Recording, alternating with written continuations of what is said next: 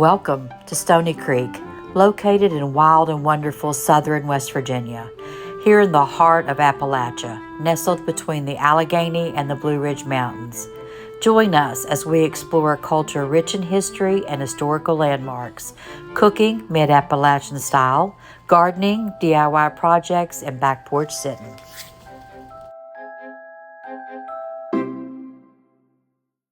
We can do chapter 5 without the wind blowing my camera over. We'll see. All right. Chapter 5, Sulphur Springs. In 1844, both Ralph and Mary Jane were 19 years of age. Ralph asked her to marry him. This was just a formality, as they both knew that sooner or later they would be married. So they planned for Ralph to ask Mr. Arnott for permission to marry his daughter. And he flatly said no. Mary Jane is still in need at home, as the other children are going out on their own. Besides, he said, you do not have a home of your own, nor do you have any money to support her. Not only that, but he also announced that a well-to-do widower who owned a good farm had already approached him to ask for her hand in marriage. Mary Jane and Ralph were shocked beyond belief, for she had not heard a word of this. She had the constitution of her grandfather, and with due respect, she backed her father to the wall and announced for all to hear. First, there is no way on earth that I will marry some angry old widower and become a slave to someone else's children. Secondly, I am going to marry Ralph, with or without your blessing. Wall meets wall. Henry Jr. was floored by the thought that he too had been an angry widowed man and could have done the same thing to Betsy, his second wife. Dazed, he walked around the house to the barn to find a jug hidden there. Mary Jane grabbed a few things and asked Ralph to carry her to her grandfather's house. It was a week ago, Sunday, when she and Ralph showed up at her father's house. They all met on the porch. Mary Jane was ready for him. She told him to forget his pride, and there would be no apologies this day, and they would get down to business. Mary Jane wanted a wedding with family approval, as it was such a large family. Her father was calm, for he knew that to press his dominance at this point could lead to disaster. He sucked in his pride and approached the situation with a sensible demeanor becoming of a man his age. His terms were that he would approve the marriage upon Ralph having land and a suitable house of his own, and within a 1-hour ride of his house. He knew that would delay the marriage long enough to Mary Jane to still help around the house and farm. Ralph and Mary Jane walked down Laurel Creek to discuss his demands. Ralph said he would ask his father for some acreage, as he had more than he could work now. She asked, what about your brothers and sisters? The farm is part theirs, isn't it? He said he would let his father work that out. How can you be sure? She asked. Since Lewis and Clark, he replied, there isn't a boy in Monroe County who hasn't talked about going west. Every time the Weichels and Kuntz come by my house, they talked about going to Missouri. In fact, half of the people in Raleigh County are from the lower end of Monroe County. Some went on to Ohio. Not a father in the county wants his son to leave. And about the house, she asked. I have a few $100s now, and I hear they are paying good money for work on the turnpikes. I'll take my team of horses and work on the new turnpike they are building to Mountain Lake. I can help too, she said. I'll work part-time at the resort hotel in the summer and save money. They discussed it for an hour with the maturity that only comes from the reality that hard work at an early age can bring. They went back to the house and accepted his terms with the condition that Mary Jane be allowed to work at the salt in the summer to accumulate some cash. Henry Jr. consulted with his wife Betsy, and Betsy liked the idea of having more time to herself around the house since the children were growing up. Without argument or emotion, he looked at them with respect and agreed to the conditions. No date was set for the wedding, as there was too much work to do to meet the terms of the agreement. They now considered themselves a team with a mutual goal. Ralph worked out an agreement with his father for 37 acres. 15 of which was cleared, and the remainder had a good stand of timber. There was a house site on a knoll facing Back Creek. He even had the idea of using the land as collateral for a loan to build a house. His father said that a 3-bedroom house, as Ralph had wanted, with weatherboard siding could cost $1,500 at that time. Why, it would be better than the house he was raised in. His father also told him that if he were injured and could not work, he could lose everything. Mary Jane would have to work as a midwife just to feed them. He also reminded Ralph that the only insurance that he had was the Christian goodwill of his neighbors. He went on to elaborate that there wasn't a bank close enough that would be able to lend the money to a dirt farmer in Monroe County, and that men with money to lend in the county would crucify you if you were late with the payment. Just look at that lawyer did to Halstead family down at the mouth of Indian Creek. He took their house and land because they couldn't make a $17 cash payment. The Halsteads had lived there for 40 years and then had to move to Raleigh County to start over. No sir, never a borrower be. That evening, Ralph went over to Mary Jane's house. He was sort of carrying the world on his shoulders. Mary Jane asked him, "How much do you have? How much do you love me?" He thought for a moment and replied, "As much as meat loves salt." She was taken back by that answer and said, "That doesn't sound like a proper answer," and left Ralph standing on the porch. The next day, Ralph rode by her house and asked if he could cook dinner for her that evening. Now that was a surprise to her, but she said, "Oh, all right." He then asked Mrs. Arnott if he could use her kitchen to cook supper for Mary Jane. She was so surprised that a man would want to cook that she was curious to see what might happen, so she said that he could. That evening, Ralph arrived with food in a basket. The whole family wanted to see, but Betsy shooed everyone out of the kitchen. Ralph took out 2 1-inch thick prime steaks, and assortment of vegetables, and some bread that was still warm as his mother had made it that day. Then salad and fresh homemade pudding. Mary Jane said, "Then meat doesn't taste right." Ralph said, "You see, meat loves salt." With that, she got up and gave him a hug. Mary Jane's next step was to get her grandfather to go with her to the resort to introduce her to someone who could give her a job. Henry Sr.'s first stop was to see his friend John Schrum, the butcher. He said there were always openings in the Nangling, but they wanted stout people to do the heavy washing and ironing. Maybe in the dining room, as the guests preferred attractive people in their presence. So he introduced her to Mrs. Gilliard, mistress of the dining room. Mrs. Gilliard was a tall, dignified lady who made you feel like standing up and saluting when she walked into the room. She agreed to start Mary Jane out cleaning the dining room after breakfast and lunch. She also said that Mary Jane would have to learn proper speech and manners before she could serve guests. She was to report to the kitchen at 6 o'clock a.m. Thursday through Monday and would be finished by 2 or 3 o'clock. Take it or leave it. Henry said, "Go ahead and take the job. I'll loan you a horse and clock to get you started. Once you get your foot in the door, I'm sure you'll do fine." At the hotel at the time was a Miss B. Bonahue from South Carolina, who was with the Intal family as a tutor for their children. Miss B would work in the morning for the family, but had the afternoons free. The manager, Mr. Erskine, was always looking for ways to improve the service for the guests. So he hired Miss B to teach his employees social graces for a couple of hours each afternoon. Mrs. Gilliard said, "This is just what Mary Jane needs."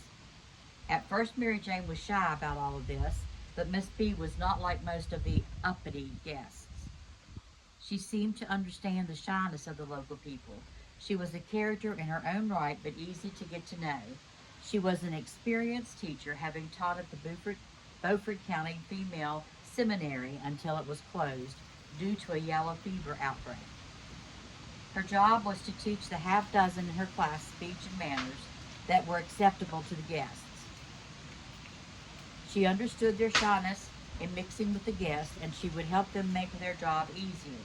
She told them that their speech was slow due to the lack of social confidence. She also told them that their grammar was not improper. In fact, it was legitimate because they inherited the Palatinate German dialect called Hock, H-O-C-K, Deutschwitz, in which it was common to use prepositions at the end of a sentence. That is, where is your house at, is proper for those who have inherited this dialect. This dialect likely came from the Middle Rhine Valley, a land ruled by Count Palatinate in 1356 AD. It later became attached to Bavaria in the 18th century. Miss B brought a book of maps to the class, a book they had never seen before. She showed them drawings of the New World and of the Old World and pointed out Germany. The class still couldn't understand where it was until she explained to them that it would take 6 weeks to ride to Philadelphia, which Mary Jane had heard many times from her grandfather. Then they would have to board a sailing ship and sail for 3 months to reach Germany, and another week down the Rhine River to where their people came from. To go there and back would take 9 months. Mary Jane said, "That's the time it takes to have a baby." Miss B said, "That is not what we say in mixed company." Then Mary Jane understood what Victorian meant, and why the hotel kept books by men and women authors on different shelves. Miss B went on to explain that those prepositions at the end of sentences were not acceptable in the King's English, and they should try to speak proper English, which she would try to teach. "How does Miss B know all this?" Mary Jane inquired, for she was amazed. Miss B explained that she had had the opportunity to study the classics when she was young. Also that her husband and daughter were drowned in a freshet on the wide creek near the home. She had lost the family, so she was in sympathy with the hardships of the local people.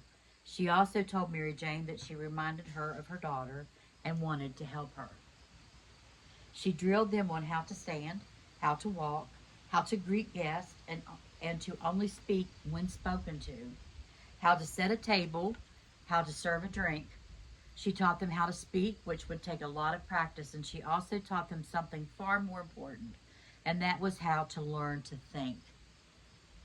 Mary Jane thought about this all the way home, and she began to realize how it worked.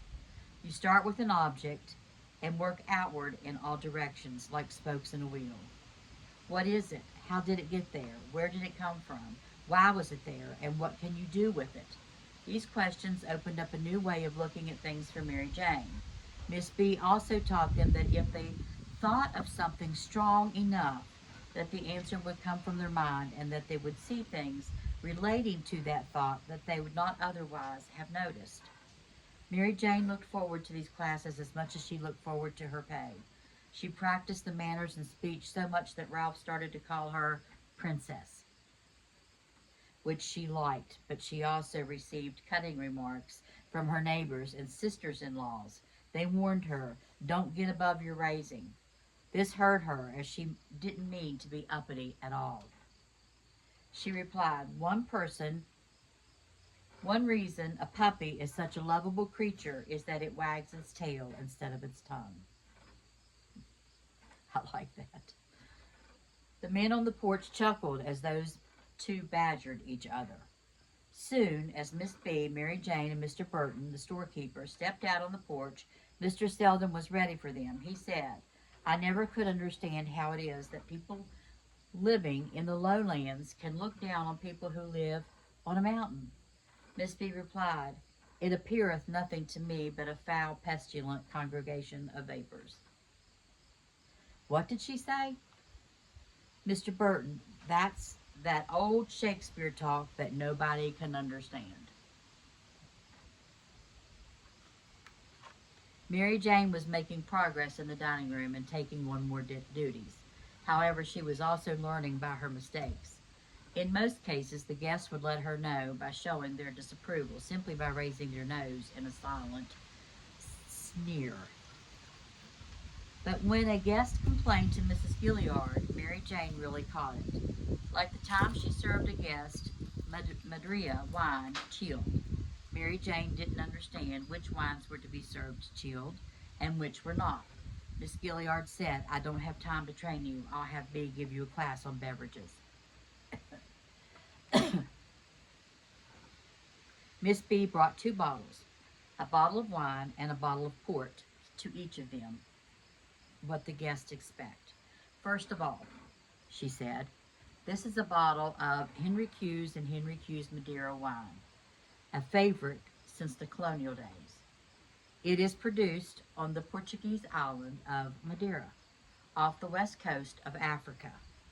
Let's look at the map. It is shipped to the West Indies, then up the coast to the States by ship in the hot sun of the Atlantic Ocean. In fact, it is a favorite wine in England, but they have it shipped to the West Indies, then back to England so it can improve by weeks of heat on the heavy ocean. This wine is not to be chilled. I emphasize this wine as it produces good money for the hotel. For example, the main meal is 25 cents, whereas a glass of Madeira is $1.50.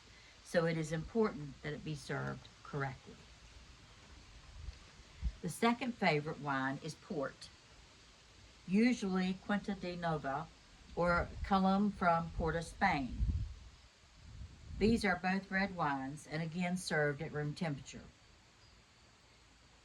Mary Jane said that her grandfather would turn over in her grave if she knew she was serving drinks to a man. She was always fascinated by the ways of the guest, but deep down she would never want to be one of them. To her, they were people who never worked and lived off the work of their slaves. This just didn't seem right to the God that she knew. She did, however, like the gentle mannerisms of these folks who seemed to find more in life than the daily grind of living. Business was booming at the hotel with over 300 guests. The Erskine house was a sight to be seen with bellies and bows. Not bellies. The Erskine house was a sight to be seen with bells and bows walking the portico porches that extended the full 200 feet of the hotel. All 72 rooms were filled, and slaves sleeping in the quarters under the building. Sulphur Springs has 3 fine springs: the sweet sulphur, the salt sulphur, and the rare iodine spring. People were drinking from them, bathing in their waters or rubbing the waters on them for all sorts of healing powers. It was an exciting time, sometimes a little too exciting, for Mary Jane noticed a gentleman guest by the name of La Chirette hanging around her when she was working. She mentioned this to Miss B, who replied, "Stay away from him. He is just looking for someone to pork while he is waiting for a rich girl to marry."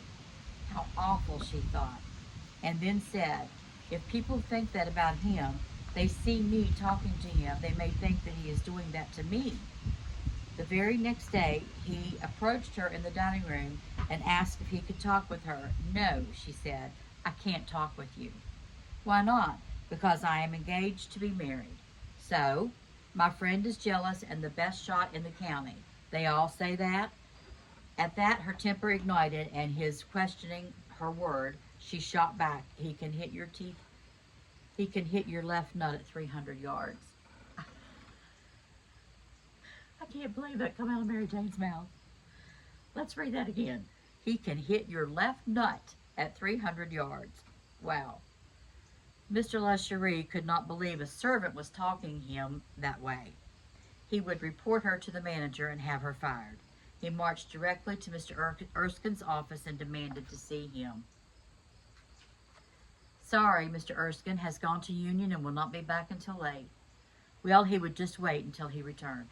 He sat there that afternoon thinking about what Mary Jane had said.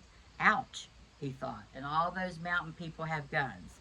He remembered that last year one of the guests was taking his daily ride down Indian Creek, and he would take a shortcut on his way back, which happened to be through Mrs. Brown's potato patch. On his third trip, Mrs. Brown stepped out her front door and took a shot at him. He heard the ball whistle by his head and raced back to the hotel to demand that Mr. Erskine send for the sheriff to arrest Miss Brown for attempted murder. The sheriff rode out there to see Mrs. Brown, and after he saw her potato patch, he came back and said that he could not arrest her, for she only shot a warning shot in the air. She shot a warning shot in the air near my head, he screamed. Mr. LeChérie mulled it over while he waited. If I get her fired, her boyfriend may take a warning shot at me. 2 days later, Miss B told Mary Jane that she could quit worrying, as Mr. LeChérie had left for the White Sulphur Springs at first light. He didn't even wait for breakfast. It seems that he was pursuing Mr. Dion's daughter, when Mr. Dion's slaves told him that Mr. LeChérie was asking about how much land and how many slaves that Mr. Dion owned. Mary Jane realized that this place was a marriage market and that people married for money rather than love. Miss B said, "Welcome to the real world, child. Come, let's go to the store and I'll buy you some candy." As they approached the store, there was Mr. Selden holding court on the porch. When he saw Miss B, he asked, "When are you going to invite me over to one of your fancy cotillions?" "Never," she said. "You're too ugly." "Well now, I can't help that, can I?" "Yes, you can. You could have stayed at home." She said, "If I were married to you, I would give you poison. And if I were married to you, I would take it." There was a porch full of giggling and snorting as they entered the store. Ralph's father paid him a wage for working on the farm that summer, but as soon as the corn crop was in the bin, he went to work on the turnpikes that paid good money. It was important to work on the roads before bad weather set in, or they would cost more to repair in the spring. The roads were earthen, 18 to 22 feet wide, with a crown in the middle for drainage. During the summer, the crown would wear down and flatten. Water would stand on a flat road, causing mud holes and washouts. If the roads weren't graded, they would become impossible by spring. The road from Sweet Springs to Union was well maintained, but the Indian Creek Draft, also known as the Sulphur Springs, Red Sulphur Springs Turnpike, needed work and was under the supervision of Mr. John Vaughter. This section of road ran from Union to Centerville, which is now Greenville, where it split. One section going to Red Sulphur Springs and the other to Blue Sulphur Springs. Wow. Ralph rigged up a grader, pulled by oxen, and a crew of three helpers to grade the road and to clean out the culverts. Along Indian Creek, he met people by the name of Estill, Mann, Millers, Kessingers, and Cook. On past Greenville toward Red Sulphur Springs, he met Meeks, Farleys, Bakers, Adaires, Johnsons, Ellisons, Harmons, Wilburns, Rolls, and Halstead.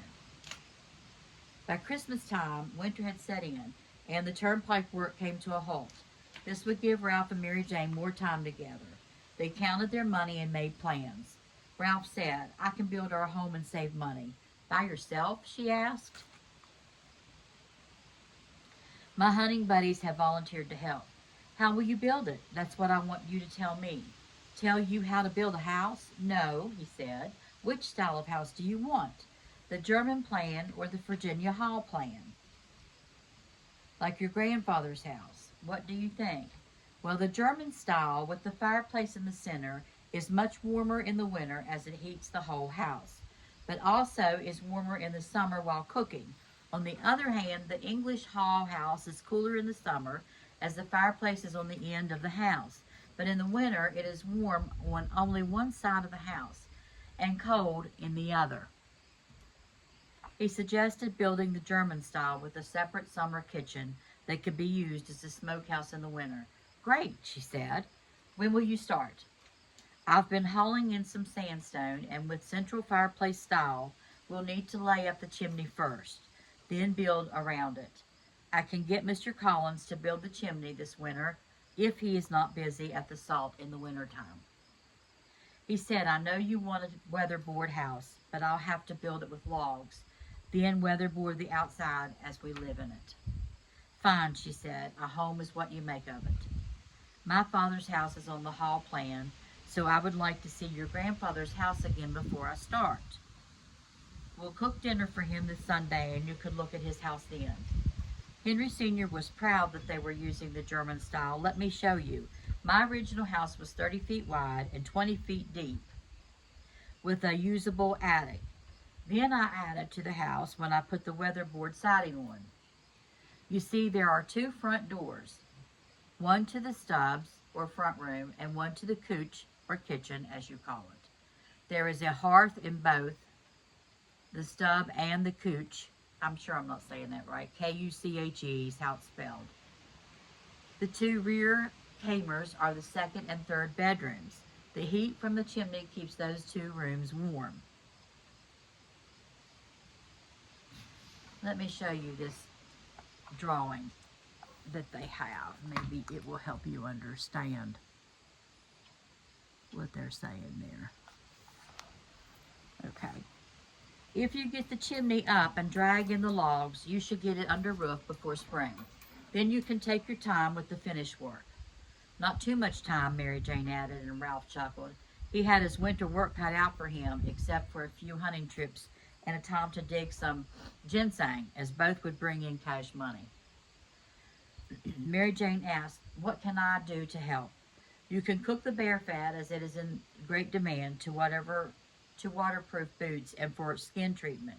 Once they were focused on the goal of making money to build their house, they were amazed at the many things they could sell for cash. They could sell feathers, beeswax, golden seal, the poor man's ginseng, and Ralph said the hotel was paying top dollar for lamb's intestines to use as condoms. Mary Jane said, my word, don't let my family know what you are doing. I wouldn't want them to know either. Okay, that's the end of chapter 5. Next is chapter 6, building their home. Stay tuned.